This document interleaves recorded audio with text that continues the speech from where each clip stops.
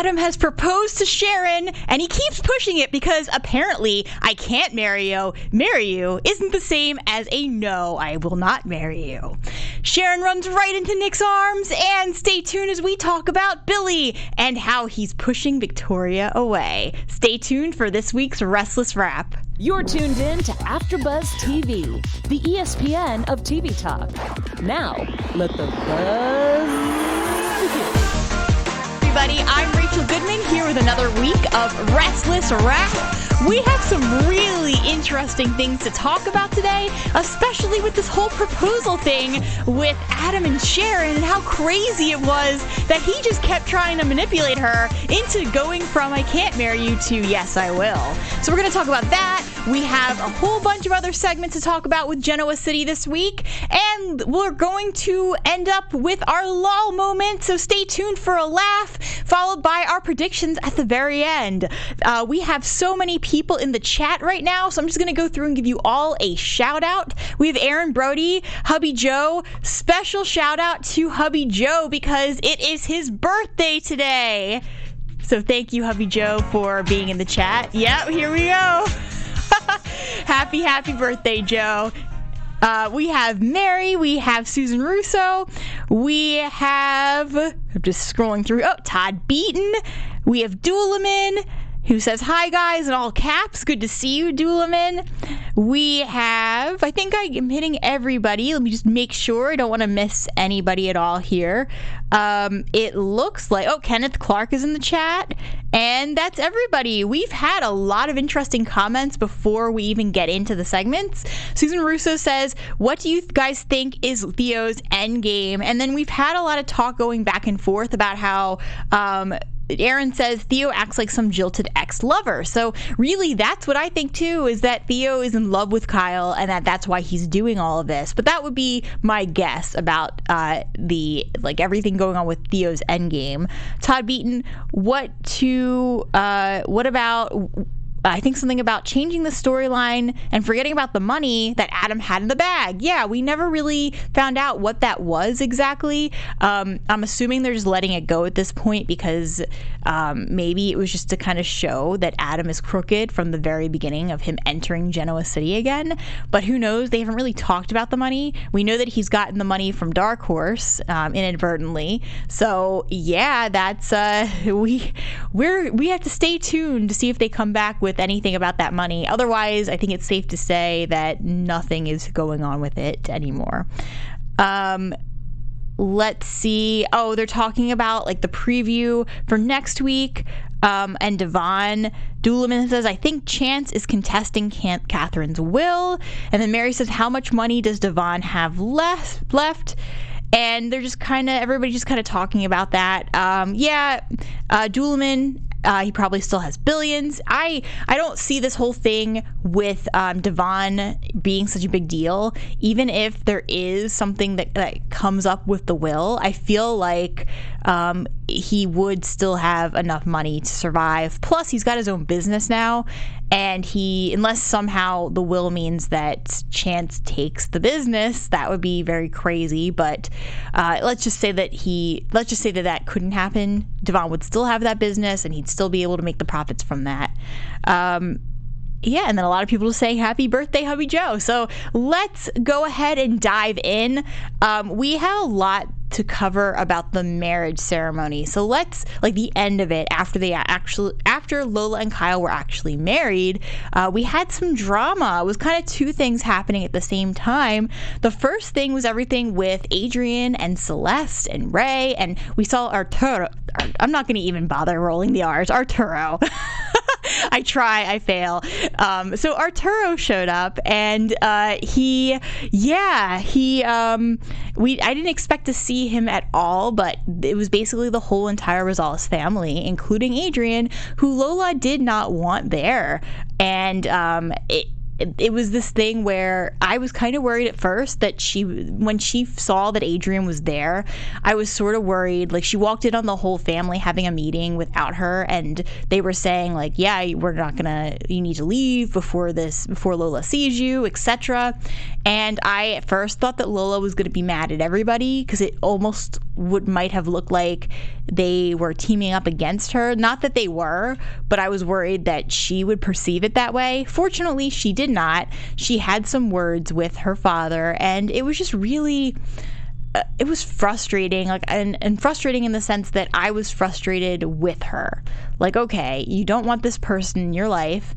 You received their letter, didn't respond to it. That's an answer. If Lola had wanted Adrian at the wedding, she would have reached out to him and invited him. But it's just really disrespectful that he would mess up that much and then just come plowing into her life. And as I think we were talking about this last week, it just seems like Adrian's back for a paycheck, and because Lola is marrying into money, oh, what a convenient time for her father to step back into the picture when it's going to make financial sense for him to do so. So I don't like this guy. I don't trust him. I think that it was highly invasive of Lola's boundaries for him to just show up. And if he was going to just do that, I don't even know if she would have his number, because obviously he left when she was born. But let's just pretend that he does. He could have called her and tried to have a conversation. But the fact that she didn't respond to the letter says enough, and that's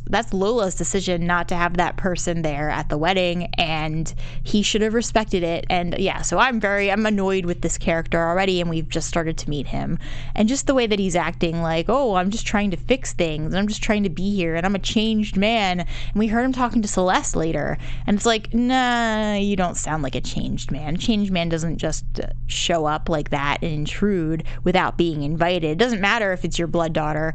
If that was really, like, if that held up, then he, by that very definition, he should not have left his blood daughter, if that's the excuse he's trying to use. So it's like one of those things where just because you're somebody's blood relative doesn't entitle you to being in their life.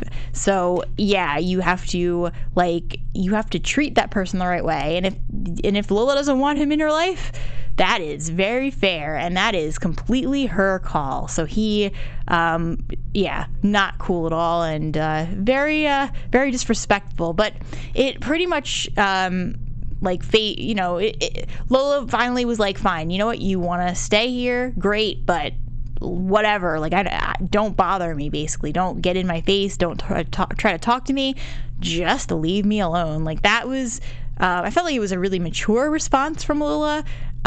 Somebody else in her shoes may have been angrier, but she pretty much just let it go, like, fine, you're gonna be here, great, but just be here without being near me. And that was that. Aaron says he's got a right to be at a wedding. He's her father, but he'd be sitting in the back. Yeah, I mean, I get what you're saying too, Aaron, definitely. But just the fact that he showed up without being on the list and without having that conversation with her, I get it. On the one hand, it's like, if they do make up later, she probably would have regrets that he wasn't at the wedding. I get that. And I also get, like, just to make one more case for the dad, then I understand that he wasn't abusive, he just wasn't there. So I guess that's a little bit different, but it's still Lola's choice, and he shouldn't have been there, in my opinion. Susan Russo, annoying Adrian. And Aaron says, I see where Ray gets it from. That's funny. Todd Beaton, Chance could not do anything with the will. He's not blood to Katherine. Okay, good to know. We'll see what happens with that storyline. LB Joe, I would have had Adrian removed. Yeah, me too. I wouldn't have been cool with that. And actually, to be quite honest, if that had happened and somebody I didn't like showed up at the wedding, I would either have them removed or have somebody else remove them for me. So it's like, yeah, like, no, that is not happening. Go away. Melody May Moffat says, nope, don't raise me. You don't get to celebrate with me. Exactly. I agree with you, Melody. If you don't, like, it's the same thing with anybody. It's the same thing. Like blood should not be a reason or an excuse that somebody can just use. Just because you are blood related does not give you the right to ignore, to like show up whenever you want and ignore that person when it's, when it's convenient for you. But then when suddenly an opportunity arises, you're back in their life. No, that's not how it works. Duelman says about Chance, he is a blood chancellor though. Okay, well, if somebody wants to verify, I had thought he was connected to the chancellors, but if someone wants to clarify that for me, that would be awesome. Okay, so while we had everything going on with Adrian and that whole fiasco, simultaneously we had some Theo drama. We saw from the previews last week that Theo was at the wedding with Zoe, and it looked so wrong, like the way that it came off and the way that I think it actually is, even though Theo was trying to argue otherwise, is that Theo wanted to cause trouble, having Zoe there. The person I can't figure out is Zoe, though. So we've, just from what I've seen of her, she hasn't done anything wrong yet. And I honestly feel like when we saw her and Summer together later, at the top of the club, I felt like there was a crush, like that Zoe had kind of had a crush on Summer. And so I'm not sure yet if Zoe is a bad person or is up to anything, or if she's just kind of linked to Theo because of that night. And as far as we know, Zoe's like a really innocent person in all of this, and she, from her perspective, she got drunk, these two guys helped her, and now one of the guys wanted to bring her to the other guy's wedding.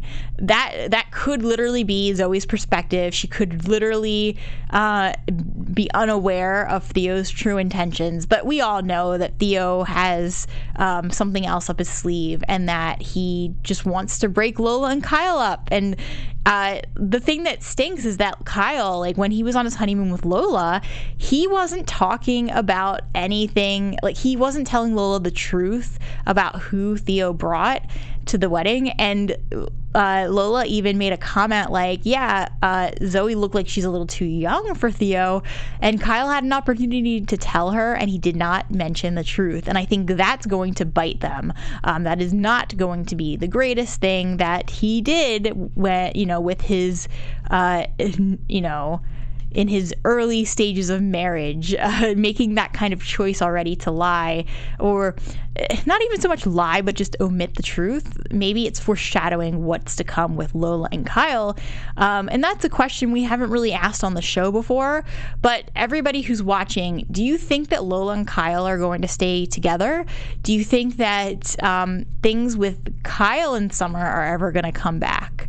That's the question right now that if you guys would like to chime in and let me know what you think, I will, I'm curious to see what you all think about that, because I have my reservations about Lola and Kyle. I think that right now they are a good couple and they both very much care for each other and it feels right. But we know that they're still lingering. I don't even know if Kyle has, like, I don't even want to say that he necessarily has feelings for Summer, but there's something that's still lingering. We saw the way that he watched her at the wedding after he spoke with her and she walked away.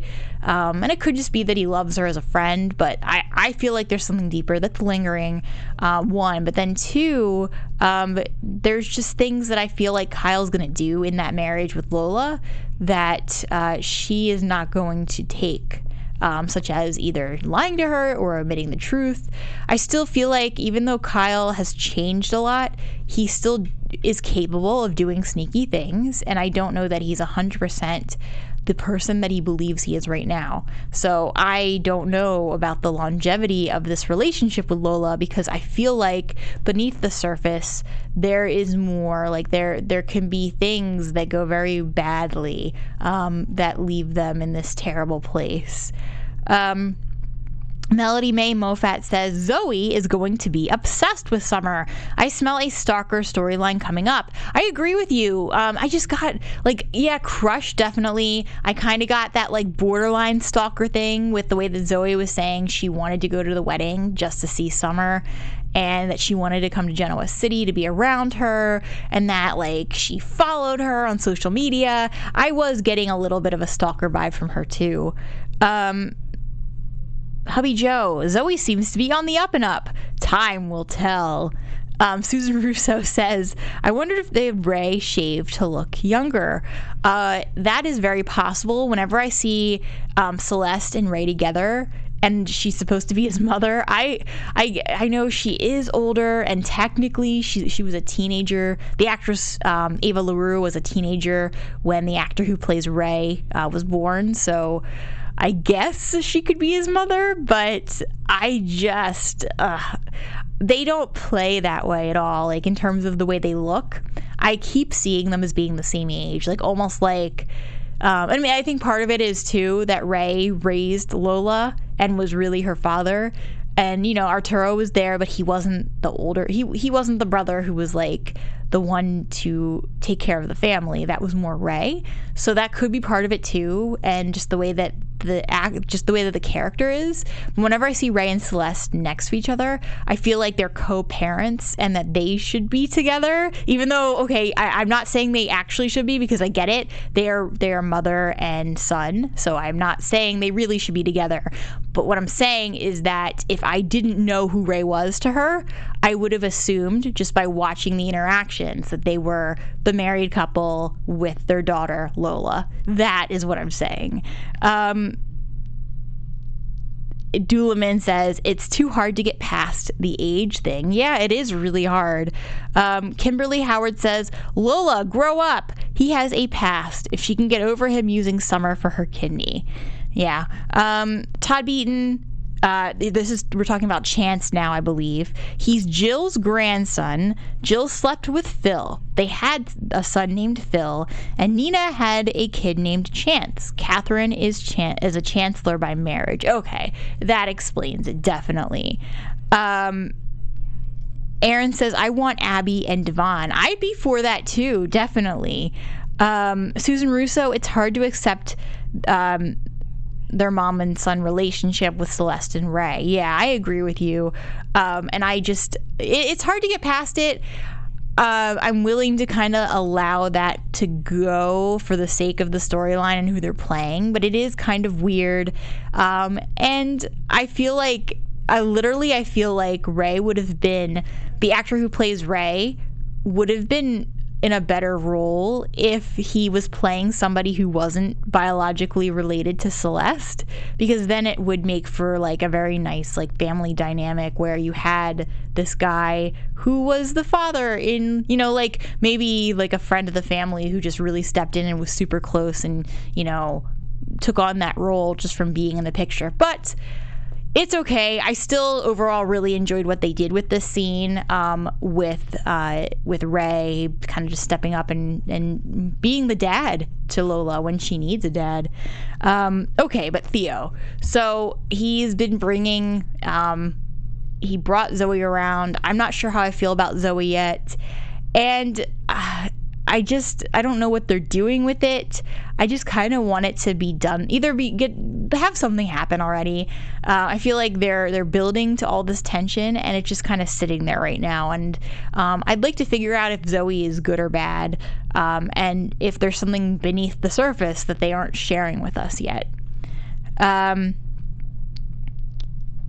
Beaton, Ray's mom is only 5 years on the actor who plays Sharon. That's that's another thing, is that we're gonna get into the proposal in a second, but just even Sharon and Adam, their age difference too, I don't think it's a problem, but it's just interesting the way they pair people together, and just kind of, don't even talk about the age thing. So, before we get to our next topic and move on to the proposal, I just want to thank you guys again for being such an amazing part of this show. For everybody who's listening live right now, or for anyone who's not listening live, who we have so many people who always comment after the fact, after we have, put the show up on YouTube after it airs live.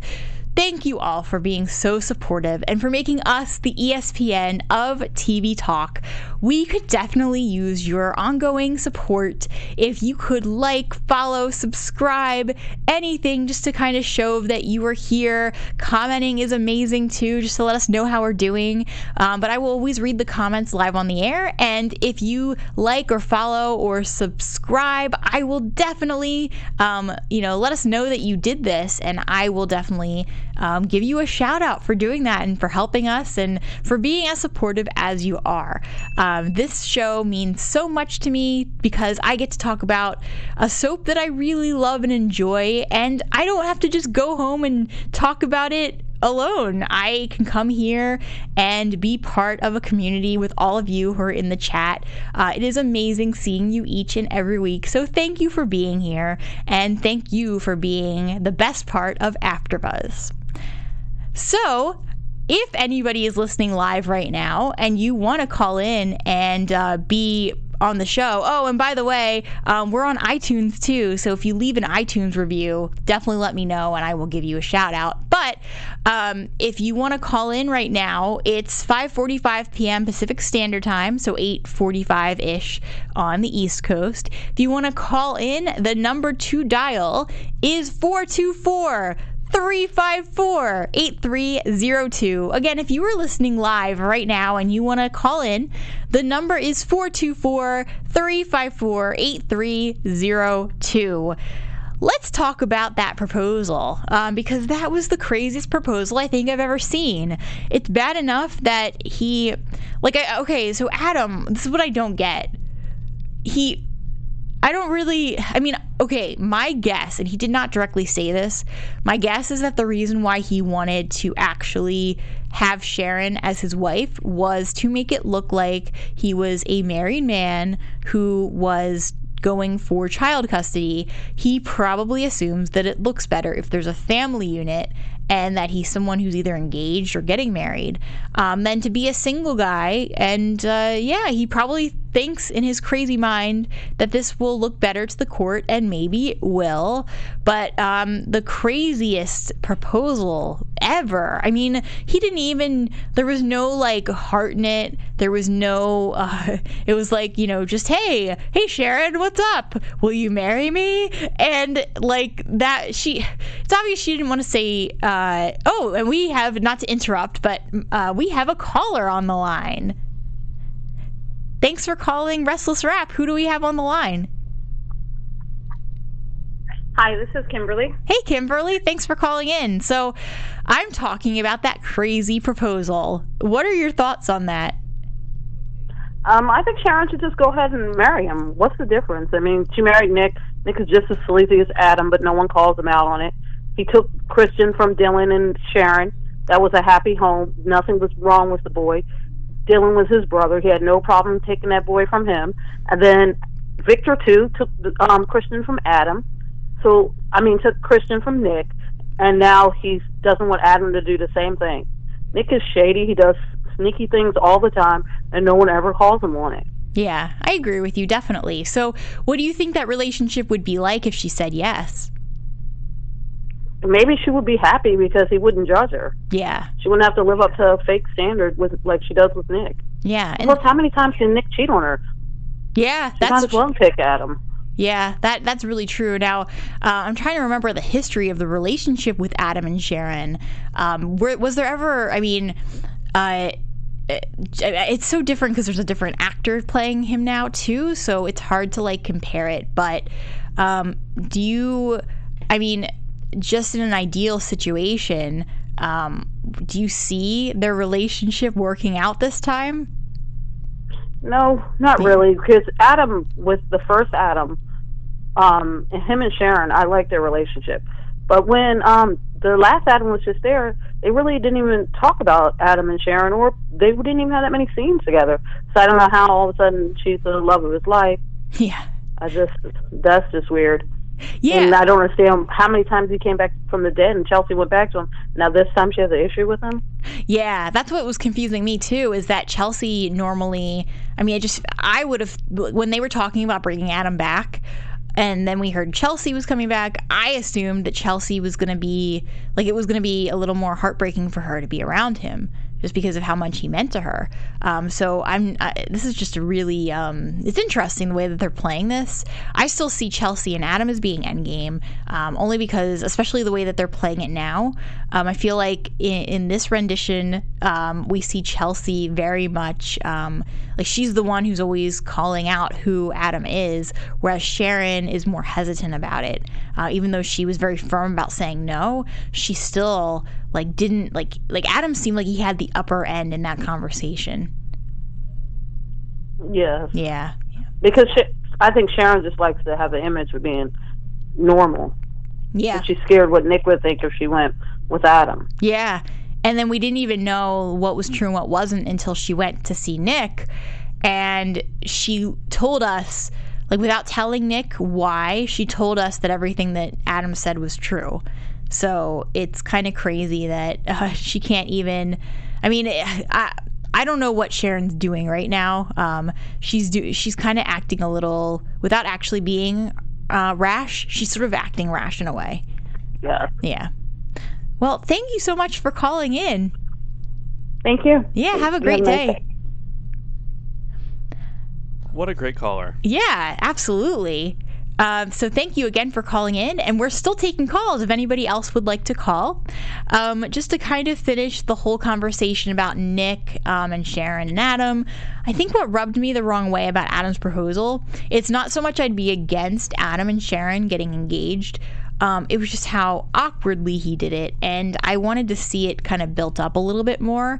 And now we saw Sharon rush literally back into Nick's arms, and we had them share this tender moment, and it just I wanted us to be with Nick as the end game, but I think what bugs me is that when Nick and Sharon ended last time, they never fully resolved everything, and it wasn't just the cheating, but it was also the fact that Nick was just doing things that were very strange, and he was acting a little bit more like Victor, and he bought a house without Sharon knowing, without getting her input. And I feel like they never really addressed that stuff as much, even though Sharon did say that was a reason why she couldn't be with him. But just I really, if this is going to happen where Sharon and Nick are going to end up back together, then I really want to see them address all of those things they kind of just glossed over and didn't really touch on. And I'm honestly a little bit annoyed at the idea that Chelsea would get back with Nick. I don't really like them together. It just kind of, I don't know, it rubs me the wrong way. I don't like Chelsea that much, and I think because I really want Sharon and Nick together. And let me just read a couple of comments here. So Melody Mae Moffat says, Sharon is spiraling, not as bad as Billy, but she's spiraling. I hope Mariah steps up a bit and is her compass a bit. Oh, and I think we have another caller. It just hung up. Oh, well. Sorry, this is Ryan in the booth, by the way. Hi, Ryan. This isn't the voice of God. Yeah. Yeah. So, yeah, we'll, if you want to call back, we can definitely take your call. So just give us a call right back. Hubby Joe, Adam is trying to use Sharon. He does not care for her. I do agree with that. Aaron Brody, you said everything I was thinking, Kimberly. And then we have a lot of people saying, nice job, Kimberly. Kimberly, you did an awesome job. Thank you for calling in. Todd Beaton, last time Sharon and Adam were married, it was in 2009. Melody Mae Moffat, and why is Chelsea back? What is she supposed to be doing? I'm bored with everything she's involved with. And then Susan Russo says, Chelsea sure is playing hard to get with Adam. Yeah, I want Chelsea to be with Adam, but it's because I I could see them together. Chelsea can call Adam out on his crap, so she just knows him better. I just think she could handle him better than Sharon could handle Adam. And that's, I think, the big reason why I wouldn't want to see Sharon with Adam, because I just don't see that he actually loves her. I don't feel like that's genuine. And if it is, then I'd want to see a little bit more. Hubby Joe, Ryan is a god. Okay, well, I just wanted to relay that comment. Happy birthday, Hubby Joe. And then Aaron Brody, Ryan. Susan Russo, hi, Ryan. A lot of people just shouting out to Ryan. So hi, Ryan, in the booth. Hello, everyone. It's nice to be here. Yeah. Please call in. I put the number in the chat. Awesome. Yeah, we're still taking callers. So, just to kind of wrap up everything going on with this proposal. So, we ended, the way that they ended it was with the implication that Sharon and Nick, even though they agreed to be friends, it almost felt like, especially the way Nick was looking at her, that he wanted it to be more. And then I had just read that news article a couple weeks ago about the actor who plays Nick, talking about how he sees Sharon and Nick as being endgame, so I don't think that's a coincidence. And I'd love to see them get back together. All right, so before we get into our lol moment, let's just quickly touch on Michael, because Michael became DA, and that's part of the Addams storyline. So Michael is DA. He told Lauren kind of what's going on, but without getting into specifics about how basically Adam's playing him. And it sounds like Michael is also playing Adam, and that he literally became DA so that he could take Adam down. I don't see this ending well. We saw in the previews that Chloe's been arrested and that Kevin's back in town. So yeah, I don't see this going well, but let me know in the comments what you think. Let's go ahead and get to our lol moment.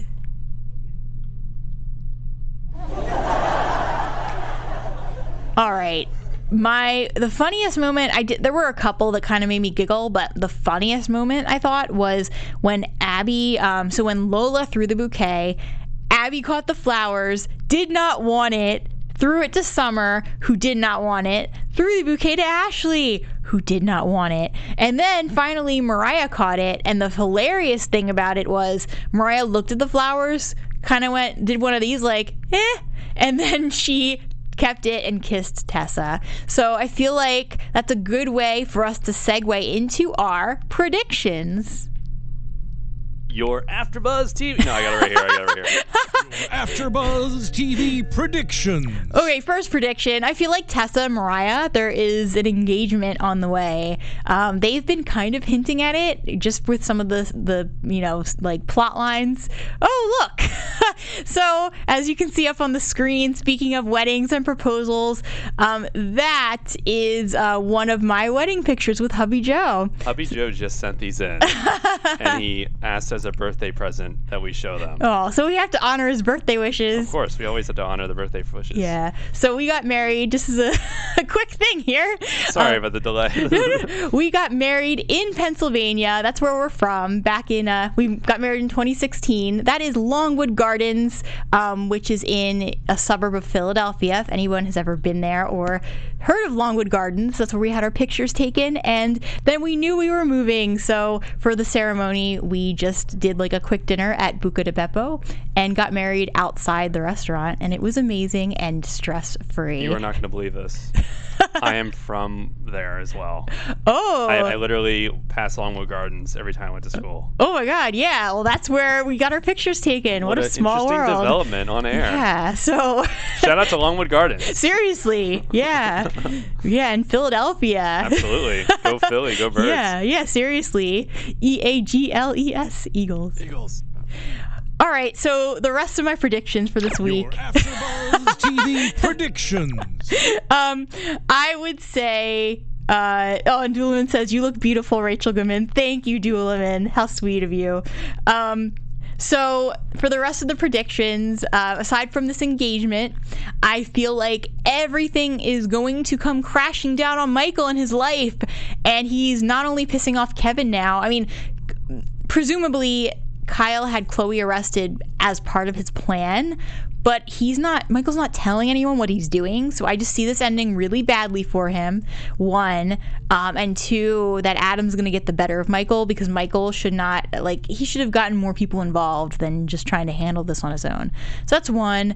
I see Sharon and Nick getting back together, which I kind of mentioned already, but I wanted to say it again. And then the last thing, Billy. So Billy overheard Michael and Adam talking, and he overheard Michael basically implicating himself and saying, yeah, if we don't do this the right way, we're going to serve time. So I think Billy is going to try to go rogue and do his own investigation, is very Billy-esque of him, and that he's going to end up getting caught in all this mess, and that it's all going to come crashing down for Michael and maybe for Billy too. So that is what I have this week for everybody. We have some final comments before we wrap up. We have Susan Russo. I'm from Ohio originally. Cool. So shout out to Ohio. We have Susan Russo also saying love the West Coast. Aaron Brody, Longwood Gardens in the house. Cool. And Susan Russo says the whole DA job will maybe break up Michael's marriage. Aaron Brody, I'm glad Chloe is back. And then Hubby Joe is our final comment for today. Michael had her, this is his prediction, Michael had her arrested to get the charges dropped, I think. Interesting. All right. Well, thank you all for tuning in this week. My name is Rachel Goodman. You can find me on Twitter at Rach Goodman or on Instagram at Rachel Radner Author, which is my author account. I also have an author group on Facebook. If you just search for groups and then go to at Rachel Radner, I am there. We will be back next Sunday, so I look forward to seeing you all. Until then, have a wonderful week. Our founder, Kevin Undergaro, and me, Maria Menounos, would like to thank you for tuning in to AfterBuzz TV. Remember, we're not just the first, we're the biggest in the world, and we're the only destination for all your favorite TV shows. Whatever you crave, we've got it. So go to AfterBuzzTV.com and check out our lineup. Buzz you later. The views expressed herein are those of the hosts only and do not necessarily reflect the views of AfterBuzz TV or its owners or principals.